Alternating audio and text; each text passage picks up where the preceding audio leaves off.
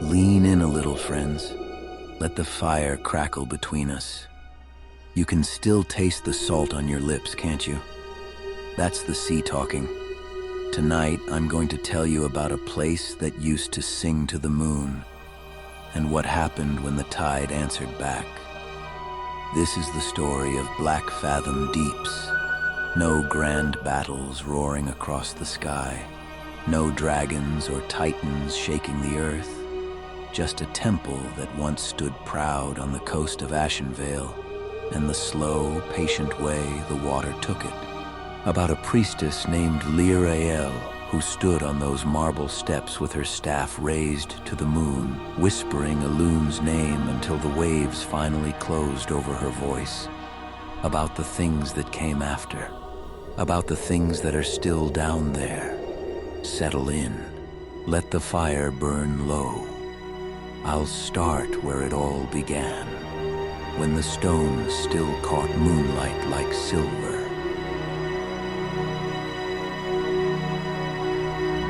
Long before the sundering broke the world, there was a temple on this coast called Lathar Lazal. To the night elves, it was more than stone and water. It was a house for Elune. Pillars rose under open sky, carved with crescent moons. Moonwells glowed soft and steady, like pools of captured starlight. Priestesses walked the halls in quiet robes, their voices rising in evening songs that carried out over the waves. Pilgrims came from far inland, leaving pearls and shells at the altars, asking for blessings, for peace, for the world to stay gentle. The air smelled of clean salt and night-blooming flowers. The sea itself seemed to bow at the steps. Then came Queen Ashara's pride. She thought she could command the sea. Instead, the sea remembered who it served first. The legion poured through doors that should never have been touched, and when the sundering came, the land itself screamed. The sea answered, it rose, it swallowed the temple whole. Sister Lirael was among the last to leave. She stood on the steps, staff lifted, praying until the water reached her chin. Her final words were lost in the roar. The house slept under the waves for 10,000 years, until something woke it. The silence lasted longer than any of us like to remember. Then the Naga came, Ashara's children, twisted and scaled, slithering up from the dark. Lady Saravis took the drowned throne for her own. Her voice carried through the flooded halls like poison in water. Gamu-Ra prowled the outer pools, half shark, half mad. Baron Aquanis rose in fury, calling tides that could drown a warband in seconds. Old Serapis waited in the shadows of the arena, lashing out with ancient rage. Deeper still, the Twilight's hammer found their way in. Cultists in hooded robes, eyes burning with void light, chanting to things older than the sea. Galihost's ghost drifted through the corridors, bound and restless. Together they stirred Akumai. 3 heads, void touched, a hydra that had slept since the Titans walked Azeroth, kept as a favored pet by darker powers. When it finally woke, the roar shook loose pebbles from the ceiling and sent ripples across every moon well still clinging to life. It hungered, oh, it hungered, for the last faint trace of moonlight that still lingered in those halls.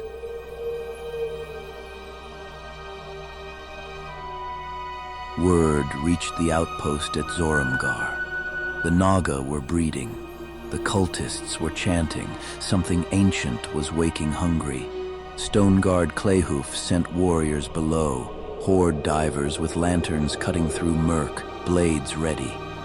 They found Lorgus Jet chained in Twilight ritual. They cut him free. Gamu-Ra fell in a spray of blood and foam.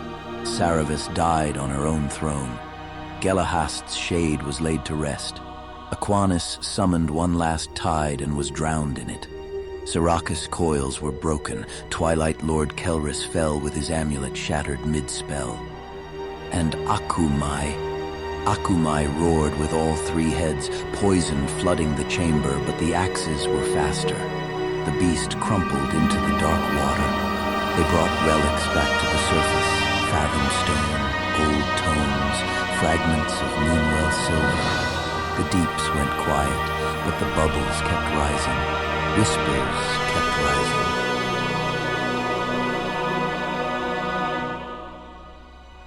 Then Deathwing tore the world open again. Fires burned Ashenvale, seas rose higher, the flooded halls cracked and shifted, Naga nests broke open, Twilight remnants clung to the shadows like rot, the brave ones went back down, the paths had changed, the poison was thicker, the Naga fought harder, they killed Saraves' heirs, they silenced Kelris's echoes, they culled Akumai's spawn, the temple groaned under the shifting stone, moonwells dimmed, but here and there, in hidden cracks, a faint silver light still flickered. Elune had not entirely forgotten her house.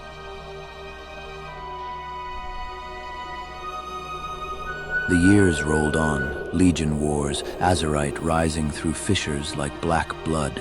Naga hoarded the veins, Twilight spies still lurked. Void tendrils from Akumai's corpse kept pulsing, turning fish into things with too many eyes. Heroes kept going down, claiming runes, sealing leaks, trying to quiet the deeps. They tried. They never quite succeeded. The bubbles still rise. Cult chants still drift up to Zoram's shore on quiet nights. Hydra eyes still watch from the black. Some nights, when the water is very still, you can almost hear her again, Lyrael's voice, faint and patient, still asking the moon to remember.